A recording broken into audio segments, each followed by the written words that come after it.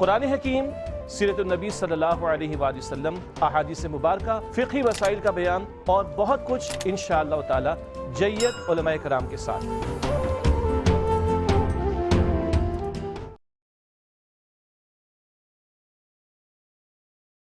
بسم اللہ الرحمن الرحیم، الحمدللہ رب العالمین والصلاة والسلام علی خاتم النبیین۔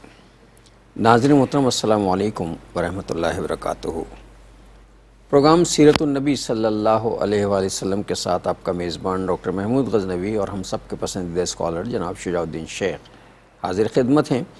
ہر جمعہ اور ہفتے کی رات 9 بجے ہماری آپ کی ملاقات کیو ٹی وی پر ہوتی ہے، اور سیرت کے حوالے سے گفتگو جاری و ساری ہے۔ ربیع الاول کا مہینہ اور ربیع الاول کے مہینے کی جو اعمال ہیں یا جو بھی ربیع الاول کے مہینے میں ہماری ایکٹیویٹی ہوتی ہیں، سرگرمیاں ہوتی ہیں، اس حوالے سے پچھلے پروگرام میں ہم نے گفتگو کی تھی۔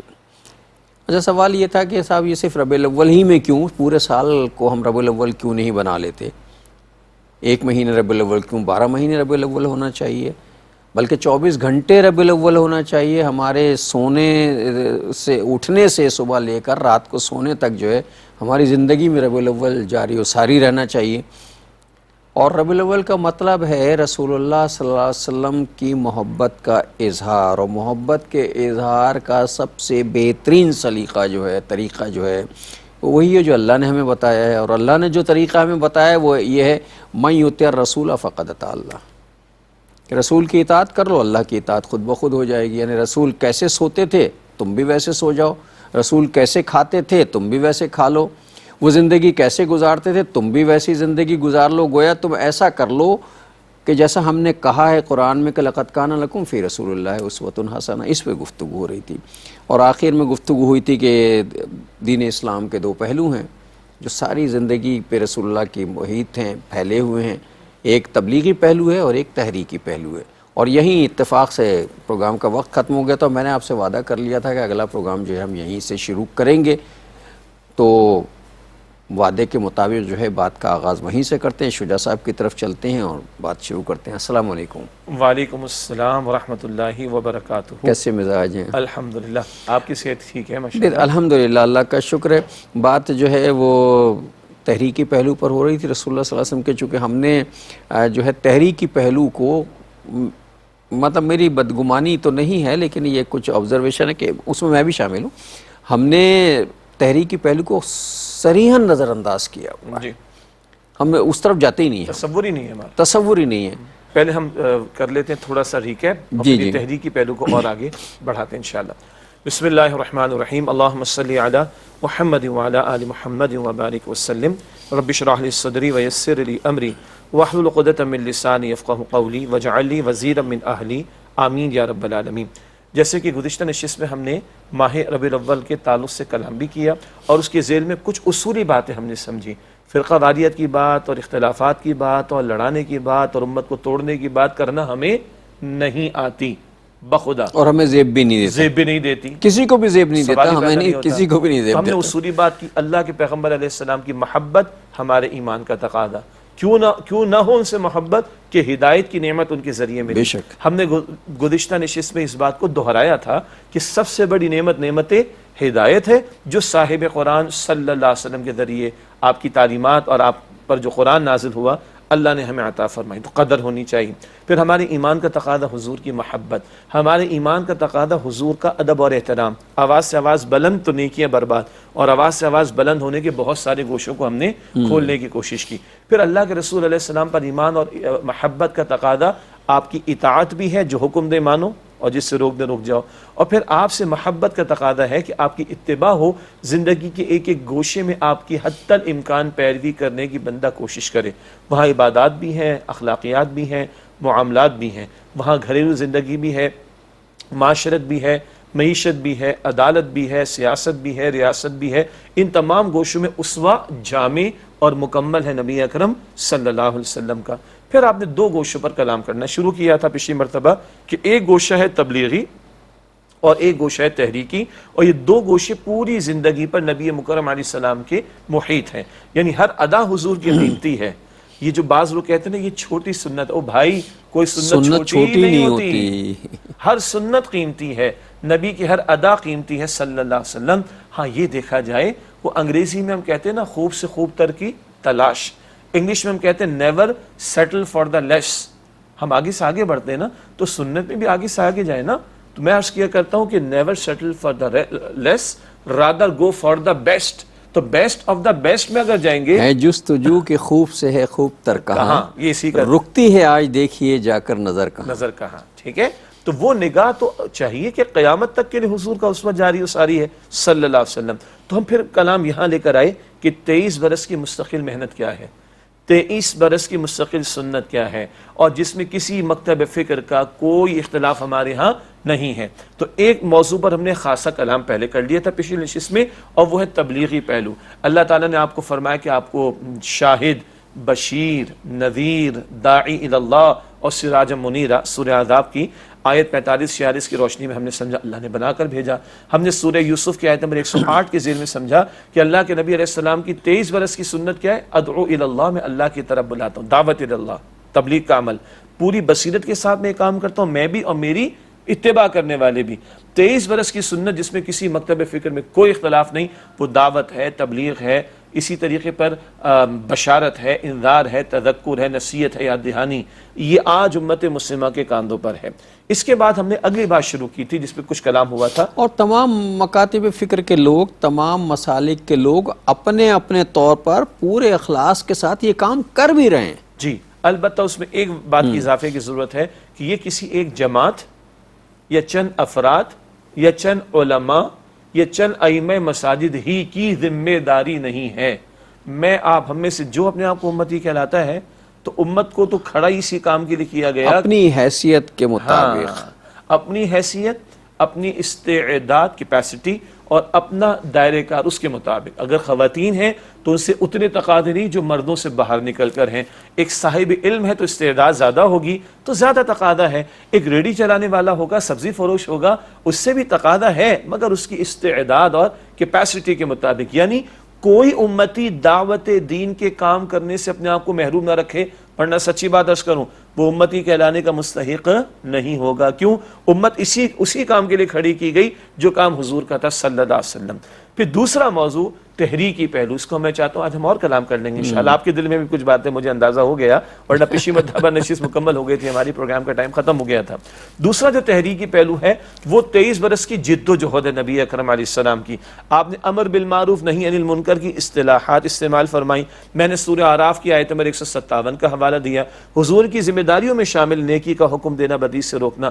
ہم نے سورہ آل عمران آیت نمبر 110 کا پھر مطالعہ کیا۔ یہ امت کیوں کھڑی کی گئی؟ تأمرون بالمعروف وتنہون عن المنکر، تم نیکی کا حکم دو گے اور تم بدی سے روکو گے۔ نیکی کی دعوت دینا جتنا ضروری ہے، بدی کو مٹانا بھی اتنا ہی لازمی ہے۔ چنانچہ ایک حدیث پچھلی مرتبہ بیان نہ ہو سکی، ہم نے پہلے اور پروگرام سے بیان کی ہے۔ نبی علیہ السلام نے فرمایا کہ تم لازماً نیکی کا حکم دو گے، تم لازماً بدی سے روکو گے، تم یہ فریضہ انجام نہ دو گے تو اندیشہ تم پر اللہ تعالیٰ کا عذاب آئے گا، پھر تم دعائیں کرو گے، تمہاری دعائیں قبول نہیں ہوں گی۔ اسی طرح مشہور حدیث ہے دوسری مسلم شریف میں، آپ نے فرمایا کہ جو تم میں سے منکر کو، بدی کو دیکھے اپنے ہاتھ سے بدل دے، اگر ہاتھ سے بدلنے کی طاقت نہیں زبان سے بدلے، اور زبان کی طاقت نہیں تو دل میں برا جانے، لیکن یہ ایمان کا کمزور ترین درجہ، اور دوسری روایت میں ایمان تو اس کے بعد ایک رائی کے دانے کے برابر بھی نہیں ہے۔ تو اگر بدی سے نفرت نہیں ہے تو ایمان نہیں ہے ہمارا، اور اگر زبان کی طاقت ہے اور بدی کو روکنے کی، بدلنے کی کوشش نہیں ہو رہی تو ایمان پر عمل نہیں کر رہے ہم گویا۔ اور اگر ہاتھ کی طاقت جس کسی کے پاس ہے، جہاں جہاں وہ بدی کو روکنے کی کوشش نہیں کرتا، اس سے ایمان کے تقاضے پورے نہیں کیے، تحریک کا ہی تقاضا ہے۔ اور پھر ہم نے بات کی نبی اکرم علیہ السلام کا مشن کیا تھا، لیظہرہ علی الدین کلہ، سورہ صف کی آیت نمبر 9۔ قرآن پاک کیوں عطا ہوا، دین حق کیوں عطا ہوا؟ تاکہ زمین پر اللہ کے نظام کو غالب کر دیں، ظلم کا خاتمہ ہو، عدل کا نفاذ ہو۔ اس کے لیے طائف کی گلیاں بھی، اس کے لیے ہجرت کی راتیں بھی، اس کے لیے 70 صحابہ کی جانوں کے نذرانے پیش کیے جانے بھی، اس کے لیے پیٹ پر پتھر باندھا جانا بھی، اور 70 صحابہ احد کے میدان میں، اور 23 برس کی جد و جہد میں 259 صحابہ کی جانوں کے نذرانے۔ یہ ساری محنت کیوں ہے؟ یہ ٹکراؤ کیوں ہے؟ یہ تلوار کیوں چلی ہے؟ اس لیے کہ زمین پر سے ظلم کا خاتمہ ہو، بندوں کو بندوں کی غلامی سے نکال دیا جائے، رب کی غلامی میں لایا جائے. یہ تحریک کا دوسرا پہلو، یہ تحریک کا پہلو ہے جس پر ہم نے پچھلی مرتبہ یہ کلام کیا. اب یہ جو بات ہو رہی ہے کہ صاحب وہ برائی کو معاشرے سے مٹانا وہ ضروری ہے، تو آپ کہیں صاحب یہ تو اتنا معاشرے میں برائی کیا نہیں ہے، اسے نہیں مٹانا. بنو قینقاع، قبیلہ قینقاع جو ہے اس کا ایک واقعہ ہے. مارکیٹ تھی جب حضور صلی اللہ علیہ وسلم مدینے میں، ایک قبیلہ تھا یہودیوں کا، ان کی مارکیٹ تھی، ان سے معاہدہ تھا. انہوں نے معاہدے کی خلاف ورزی کرنا شروع کر دی، مسلمانوں کا مذاق اڑانا شروع کر دیا، مسلمانوں کو تنگ کرنے لگے. جب مارکیٹ میں جاتے تھے تو ان کا مذاق اڑاتے تھے. مسلمان خواتین کے ساتھ میں وہی کر رہا ہوں. تو ایک مرتبہ یہ ہوا کہ مسلمان خواتین کی بے حرمتی ہونے لگی. ایک خاتون پہنچی تو ایک دکاندار نے انہیں، سنار تھے وہ، تو اس شخص نے ان کا برقع یا عبایا جو ہے وہ پتھر سے دبا دیا. جب وہ بیچاری کھڑی ہوئی تو وہ بے پردہ ہو گئی، حجاب ختم ہو گیا، اور اس پہ سب مذاق اڑانے لگے. اس پہ ایک مسلمان یہ دیکھ رہا تھا جس سے یہ برداشت نہیں ہوا، تو جھگڑا ہوا. جھگڑے کے نتیجے سب نے مل کے اس مسلمان کو قتل کر دیا. یہ واقعہ بنا تھا جس کے نتیجے میں حضور صلی اللہ علیہ وسلم نے ان سے جنگ کا اعلان کیا اور لوگوں سے لڑے. ایک وقفہ لے لیں پھر اس پر آ کر بات. السلام علیکم ورحمۃ اللہ وبرکاتہ. ویلکم بیک ناظرین. وقفے کے بعد پروگرام سیرت النبی صلی اللہ علیہ وسلم میں آپ کا خیر مقدم ہے. تو واقعہ میں یہ بتا رہا تھا کہ ایک خاتون کی بے حرمتی، بے حرمتی تو خیر بہت آگے کا لفظ ہے، بے عزتی کر دی تھی صرف. تو جنگ کی ہے تاکہ اس برائی کا خاتمہ ہے. جی ڈاکٹر صاحب، یہ جو آپ نے بنو قینقاع کا ذکر کیا، ہم نے تو کیونکہ الحمدللہ برسوں ہو گئے سیرت النبی علیہ السلام کے پروگرام کو ترتیب سے ہم لیتے ہوئے آئے، تو ہجرت کے بعد کے واقعات بھی ہم نے بیان کیے تھے. ہمارے ناظرین کو یاد ہوگا، میں چاہتا ہوں یاد دہانی ہو جائے، کیونکہ اس حوالے سے مسکنسیپشنز کو بھی کریٹ کیا جاتا ہے. یاد دہانی کس چیز کی؟ بنو قینقاع کس کا قبیلہ تھا؟ یہودیوں کا تھا. اور کتنے قبائل وہاں پر آباد تھے؟ تین. بنو قینقاع، بنو نذیر، بنو قریظہ. تین ہو گئے. ان تین قبیلوں سے جب نبی علیہ السلام ہجرت فرما کر آئے، تشریف لائے، تو آپ نے معاہدات کی، اور یہ آپ کی سیاسی بصیرت تھی کہ مدینہ شریف کا تو ہو جائے دفاع کا معاملہ، ایک انٹرنل کنسولیڈیشن ہو جائے، اندرونی استحکام مل جائے، تاکہ جو بڑا دشمن ہے قریش وہ تو حملہ کرے گا، ان سے نمٹنا آسان ہو جائے. اور بدر میں جنگ بھی ہو گئی 2 ہجری کے اندر، ہمیں معلوم ہے. اچھا، یہ جو بنو قینقاع، بنو نذیر، بنو قریظہ، ان کے ساتھ جو معاہدہ ہوا مشہور ہے میثاق مدینہ کے عنوان سے، اور بعض مؤرخین نے ڈاکٹر حمید اللہ صاحب سمیت 52 کے قریب شقات اس کی نقل کی ہیں. اتنا طویل ہے. اور یہ جوائنٹ ڈیفنس بھی تھا، سب کچھ تھا اس کے اندر. البتہ جب انہوں نے اس معاہدے کی خلاف ورزی کی، بنو قینقاع، اور آپ نے ذکر کیا کہ مسلمان خواتین کے ساتھ بے عزتی کا معاملہ، ان کو تنگ کرنے کے بعد اور پریشان کرنے کے بعد، اور کچھ اس طرح کے اقدامات جس سے یہ محسوس ہوا کہ انہوں نے معاہدے کی خلاف ورزی کی ہے، کھلے عام بالکل بجا نے فرمایا، تو اللہ کے پیغمبر علیہ السلام نے ان کے خلاف اقدام کیا، اور اس پورے قبیلے کو مدینہ شریف سے باہر نکالا گیا. قرآن پاک نے جگہ فرمایا ہے کہ اگر تو ان کے مقدر میں اس کی سوا کچھ اور اللہ نے طے کیا ہوتا تو قتل کیے جاتے. اس پورے قبیلے کو مدینہ بدر کر دیا گیا. اور قرآن پاک کی آیت پڑھے، سبحان اللہ، یہ اتنا عظیم کلام ہے، خدا کی قسم اس کے الفاظ ہر دور میں رہنمائی ہمیں دیں گے. اللہ تعالیٰ فرماتے ہیں سورۃ البقرہ آیت نمبر 85 میں، ویسے یہ آیت ہمارے یہاں کوٹ نہیں ہوتی ڈاکٹر صاحب، ناظرین کرام نوٹ کر لیں، ترجمہ پڑھیے گا، یاد کر لیجئے گا، اور اگلے 6 مہینے تک دیکھیے گا کہ آپ کی سماعت میں یہ آیت کا ترجمہ کتنی مرتبہ آیا. کیوں؟ اس کی ضرب مجھ پر بھی پڑے گی، ہم سب پر بھی پڑے گی، اس لیے بیان نہیں ہوتی. البقرہ کی آیت نمبر 85، افتؤمنون ببعض الکتاب وتکفرون ببعض، تم اللہ کی کتاب اور احکام کا ایک حصہ لیتے ہو، ایک حصہ نہیں لیتے، ایک کو مانتے ہو ایک کو نہیں مانتے، ایک حکم پر عمل کرتے ہو ایک حکم پر عمل نہیں کرتے، کچھ لیتے ہو کچھ نہیں لیتے، کچھ چھپاتے ہو، اگنور کرتے ہو، نظر انداز کرتے ہو. فما جزاء من يفعل ذلك منكم الا خزي في الحیات الدنیا، جو تم میں سے تقسیم کر دے دین کے معاملات میں، ڈیوائیڈ کر دے، کچھ لے کچھ نہ لے، اس کی سزا اس کے سوا کیا ہے کہ دنیا میں ذلت اور رسوائی. وَيَوْمَ الْقِيَامَةِ يُرَدُّونَ إِلَىٰ شَدِّ الْعَذَابِ، اور قیامت کے دن ایسے لوگوں کو شدید عذاب میں مبتلا کیا جائے گا. اور آیت کی کلوزنگ دیکھیں، سبحان اللہ، وَمَا اللَّهُ بِغَافِلٍ عَمَّا تَعْمَلُونَ، تم جو کچھ کر رہے ہو نا اللہ اس سے بے خبر نہیں. نماز ہم ادا کر لیتے ہیں، سود نہیں چھوڑتے، ہم نے تقسیم نہیں کر رکھی دین کے اندر. یہ جب شجاع صاحب کہہ رہے تھے نا اپنے مطلب کی باتیں، قرآن کمیونیکیشن میں ایک تھیوری ہوتی ہے، اسے کہتے ہیں سلیکٹیو پرسیپشن تھیوری. جی یہ آپ کا موضوع ہے، سلیکٹیو پرسیپشن تھیوری، کہ کچھ چیزوں کو ہم سلیکٹ کر لیتے ہیں، کس چیزوں کے بارے میں ہمارا ذہن مانتا، ہم ان چیزوں کو الگ کر لیتے ہیں، وہ نکال لیتے ہیں. ہمیں جو چیزیں یاد رکھنا چاہتے ہیں وہ یاد رہتی ہیں، جنہیں ہم بھول جانا چاہتے ہیں انہیں جن یاد نہیں رکھنا چاہتے وہ ہمیں یاد بھی نہیں رہتی. کچھ ٹیلی فون نمبر ایسے ہوتے ہیں جو ہمیں زبانی یاد ہو جاتے ہیں، سب نہیں ہوتے، جی چونکہ وہ ہمارے سلیکٹو پرسیپشن، ہم نے ان کو سلیکٹ کر لیا کہ یہ پسندیدہ چیزیں. اسلام میں سلیکٹو پرسیپشن کی گنجائش نہیں ہے. میں آپ کی بات کو آگے بڑھاتا ہوں. سلیکٹو پرسیپشن کی گنجائش نہیں ہے، اسلام میں ٹوٹل سبمیشن کا تقاضا ہے، پورے کے پورے جھک جانے کا مطالبہ ہے. البقرہ ہی کی آیت نمبر 208 ہے، ادخلوا فی السلم کافہ. اسلام میں پورے کے پورے اس میں سلیکٹیو نہیں ہے، اس میں سلیکشن نہیں ہے، اس میں تو ٹوٹل سبمیشن کا معاملہ ہے. تو سیرت کو ٹوٹل بیان کریں. ہاں آپ نے بھی فرمایا، میں بھی ایڈ کر رہا ہوں، ہر وقت کی مار دھاڑ نہیں ہے، بلا وجہ مار دھاڑ نہیں ہے، بلا وجہ جنگ و جدال کا معاملہ نہیں ہے، اور ہر وقت جو ہے وہ یہ اٹھانا اکھاڑ پچھاڑ یہ نہیں ہے. مطلب ممکنہ حد تک اوائڈ کرنا ہے اور حالات کی درستگی کی دوسرے اقدام کرنے. جی لیکن اگر اللہ حفاظت فرمائے، کسی جسم کے ایک عضو میں اگر کینسر پھیل جاتا ہے تو ڈاکٹرز کہتے ہیں اس کو کاٹنا پڑے گا. اللہ حفاظت فرمائے، ہاتھ میں پھیل گیا تو ہاتھ کاٹو تاکہ باقی جسم کو بچایا جا سکے. تو جو لاتوں کے بھوت باتوں سے نہیں مانتے پھر ان کا آپریشن کرنا پڑتا ہے تاکہ باقی انسانوں کو ان کے شر سے حفاظت دی جا سکے.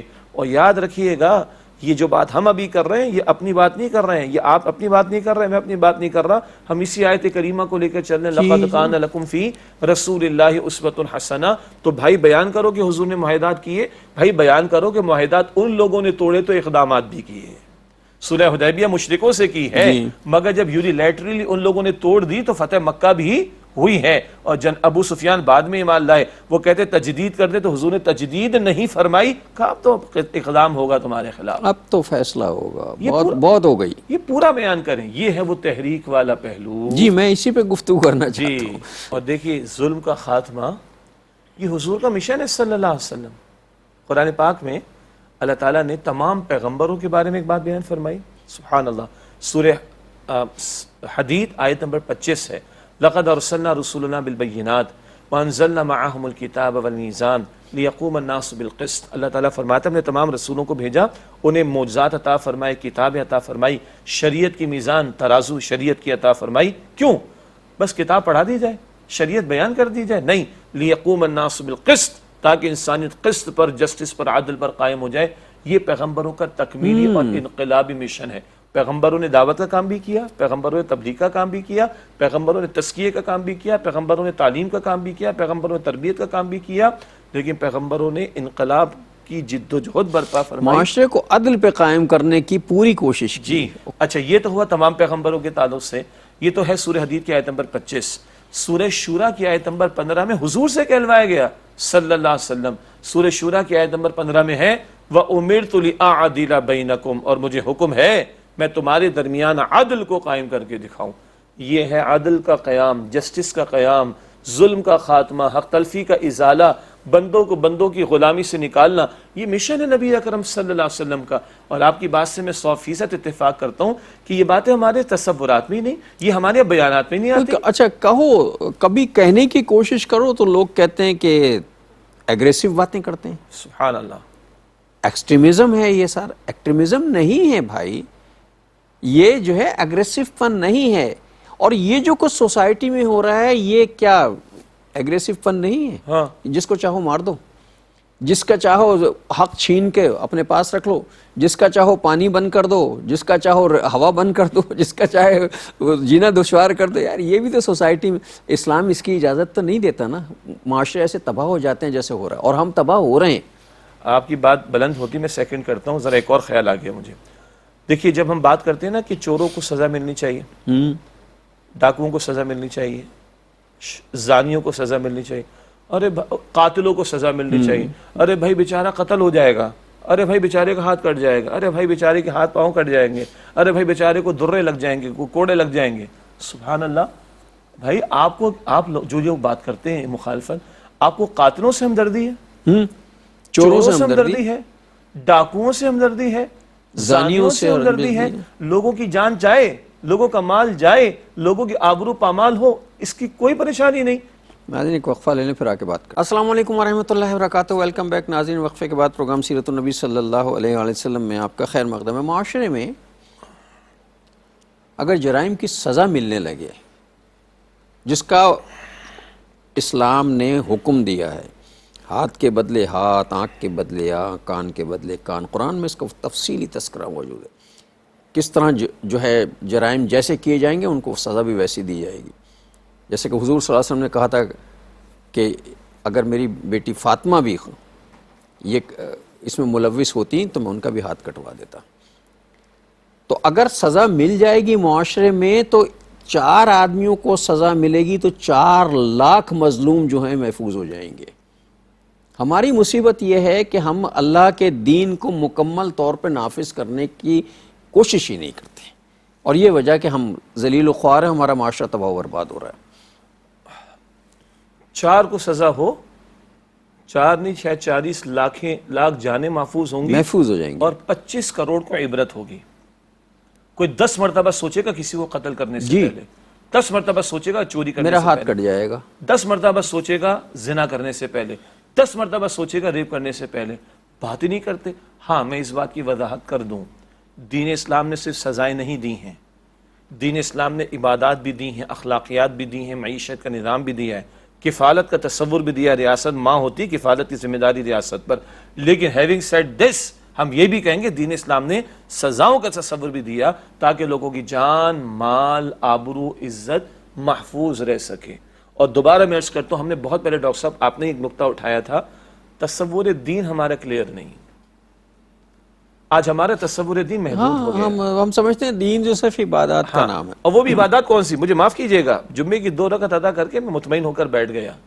ماہ ربیع الاول میں کچھ اہتمام کر لیا، میں نے ماہ رمضان میں کچھ اہتمام کر لیا، ماہ محرم میں اہتمام کر لیا، میں نے عمرہ جا کے ادا کر لیا، میں نے قربانی پیش کر دی، بس جی بہت ہو گیا.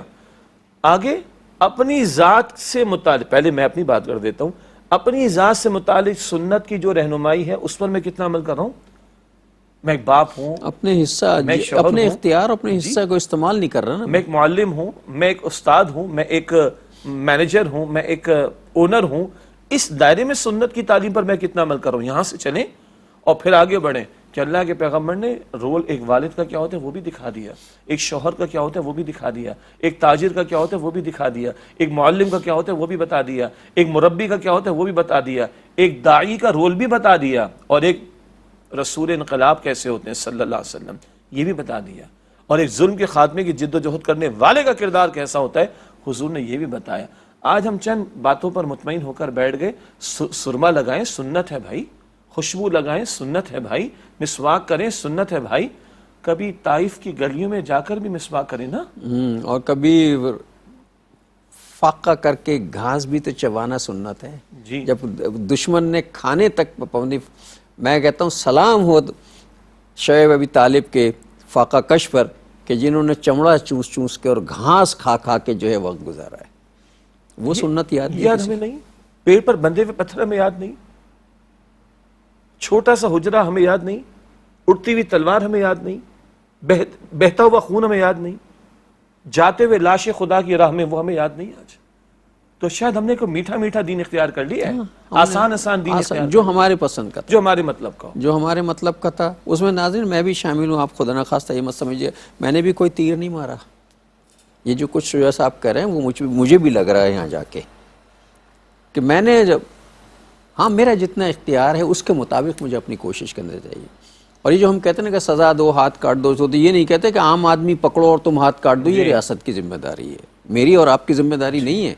لیکن میری اور آپ کی ذمہ داری ہے کہ ایک ایسے ماحول کے لیے جد و جہد کی جائے، مطالبے کیے جائیں. اپنے اختیار کی حد تک اپنے جو حکومت کے اختیار ہیں وہ اپنے ہاتھ میں نہیں لیے جا سکتے. جو اختیار ریاست کا ہے وہ انسان خود اپنے ہاتھ میں فرد نہیں لے سکتا. مجھے یہ نہیں کہ صاحب میں نے فلاں کو سمجھا کہ یہ سود لے رہا مار دوں جا کے، ریاست کی ذمہ داری ہے. ہم برائی کا ہاتھ روکنے کی کوشش نہیں کریں. برائی کا ہاتھ روکنے کا مطلب یہ نہیں کہ جا کے کسی کے منہ پہ تھپڑ مار دیا جائے کہ تم یہ کام کیوں کر رہے. برائی کا مطلب یہ ہے کہ پہلے تو اسے روکنے کی کوشش، اسے سمجھانے کی کوشش کی، یہ اس کی خیر خواہی ہے، اس کے حق میں بہتر ہے اسے سمجھایا جائے کہ تم جو کچھ کر رہے ہو وہ غلط ہے. لیکن اسے یہ سمجھانے سے پہلے یہ بھی سوچنا چاہیے کہ کہیں اس جیسا کچھ میں تو نہیں کرتا. پہلے اپنا بھی جائزہ لینا چاہیے. ہم کسی کے میں اگر کوئی عیب ڈھونڈتے ہیں تو پہلے اس عیب کو اپنے اندر تلاش کرنا چاہیے. دیکھیں اگر آپ میں نہیں ہے تو پھر تو کہیے اسے، اور اگر آپ میں ہے تو پھر انتظار فرمائیے، پہلے اپنا عیب دور کر لیجئے پھر کسی کو سمجھیں.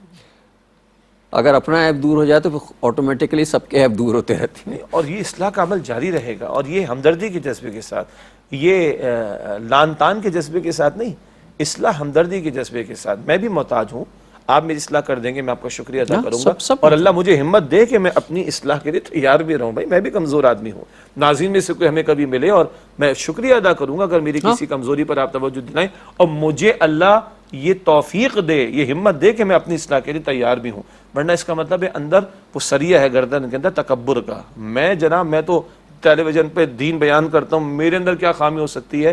استغفر اللہ، اللہ محفوظ رکھے اس تکبر سے. اور اللہ اکبر، حدیث یاد دلا دی اللہ تعالیٰ نے جبریل علیہ السلام کو حکم دیا فلاں فلاں بستی کو جا کر تباہ کر دو. تو جبریل علیہ السلام عرض کرتے ہیں اللہ تیرا ایک بندہ ہے وہاں بڑا عبادت گزار. سنے جس کی عبادت گزاری کی گواہی کون دے رہے ہیں؟ فرشتوں کے سردار جبریل علیہ السلام.